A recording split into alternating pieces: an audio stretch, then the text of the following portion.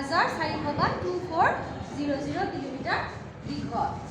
আৰু সেইকাৰণে এই সমভূমিটো কি সমভূমি বুলি কৈছে? সিন্ধু গংগা ব্ৰহ্মপুত্ৰ সমভূমি। বুজি পালানে এতিয়া? সিন্ধু নদী ইফালে গৈছে, এনেকে বৈ গৈছে। সিন্ধু নদীৰ উপনৈ 5টা, সেইকাৰণে পাঁচটা।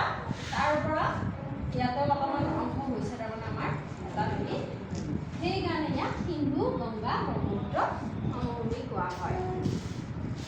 এই সমভূমি কি কৈছে? 240 প্ৰস্থটো, প্ৰস্থ বুলি কওঁতে বহল 240 কিলোমিটাৰৰ পৰা 320 কিলোমিটাৰ পৰ্যন্ত। তাৰমানে কোনোবা ঠাইত বহল, কোনোবা ঠাইত আকৌ ঠেক। বুজি পাইছানে?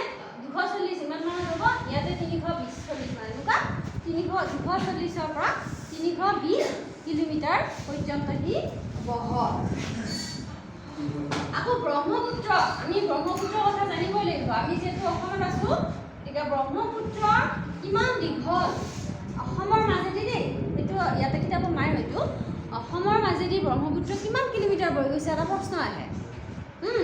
সেইটো হ'ব 720 কিলোমিটাৰ। আৰু প্ৰস্থটো হৈছে, ব্ৰহ্মপুত্ৰটো অসমতে নামটো, ব্ৰহ্মপুত্ৰৰ নামটো আমাৰ অসমতে কয়, ইয়াৰ অন্য ঠাইত নামবিলাক বেলেগ বেলেগ। সেইকাৰণে ইয়াৰ প্ৰস্থটো অসমত, প্ৰস্থটো কিমান, বহলটো কিমান, 80 কিলোমিটাৰ, 80 কিলোমিটাৰ।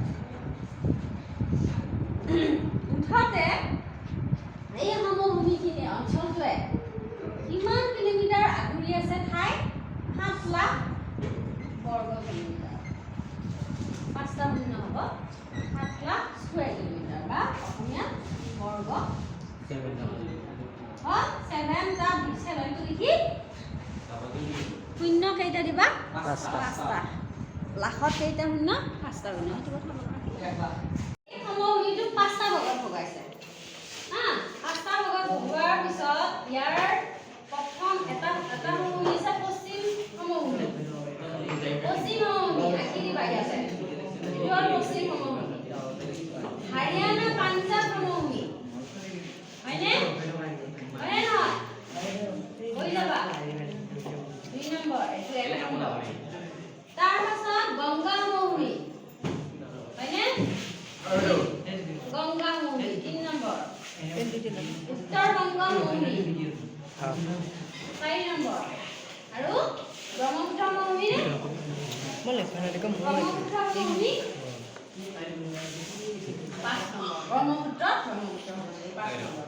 এই সমভূমিটো বুজিবৰ কাৰণে আমাৰ যিহেতু সিন্ধু গংগা ব্ৰহ্মপুত্ৰ নাম আছিল, গতিকে সেই সমভূমিটো এতিয়া 5টা ভাগত ঠাই অনুযায়ী য'ত য'ত তাৰ ঠাই আছে সেই সমভূমি, এইখিনি পশ্চিম সমভূমি আমাৰ ৰাজস্থানৰ ফালে, ৰাজস্থানৰ পশ্চিমৰ ফালে একদম আমাৰ পশ্চিম সমভূমি, এইখিনি অকণমান দেই হ'ব। তাৰপিছত পাঞ্জাৱ আৰু হাৰিয়ানাখিনি পাঞ্জাৱ সমভূমি, গংগা সমভূমি, উত্তৰ গংগা সমভূমি, ব্ৰহ্মপুত্ৰ সমভূমি। তোমালোকে যেতিয়া এনেকৈ আঁকি ল'বা, পৰীক্ষাৰ কাৰণে আৰু মুখস্থ কৰিব দৰকাৰ নাই, মনত থাকিও যাব। যে ছবি আঁকি বহাই ল'লে বস্তুবিলাক, যেতিয়া তোমাৰ ছবিটো মনত থাকিব, তুমি লিখিবৰ সময়ত তোমাৰ চাবাচোন বাৰু, লিখিবৰ সময়ত তোমাৰ অট'মেটিক আহি থাকিব। পশ্চিম সমভূমি একফালৰ পৰা মই বুজাইছোঁ নে নাই? মই একফালৰ পৰা বুজাইছোঁ নে নাই? মই এটা অ'ত বুজাইছোঁ, এটা ত'ত বুজাইছোঁ নেকি? নাই। গতিকে পশ্চিম সমভূমি, হাৰিয়ানা পাঞ্জাৱ সমভূমি, তাৰমানে পাঞ্জাৱ আৰু হাৰিয়ানাখিনিত আছে। গংগাখন ইফালেদি আহিছিল নে নহয়নে? উত্তৰ প্ৰদেশ আৰু গংগা কোন ৰাজ্যৰ মাজেদি বৈ আহিছে সেইখিনিতো জানিব লাগিব। এইখিনিত আমাৰ উত্তৰ প্ৰদেশ আৰু বিহাৰ আছে, গতিকে সেইকাৰণে গংগা সমভূমি।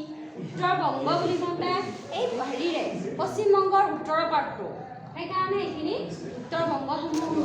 আৰু ব্ৰহ্মপুত্ৰ আমাৰ অসমত আছে, গতিকে গোটেই অসমৰ সেইখিনিকে ব্ৰহ্মপুত্ৰ সমভূমি বুলি কৈছে। এই 5টা আমাৰ সমভূমি।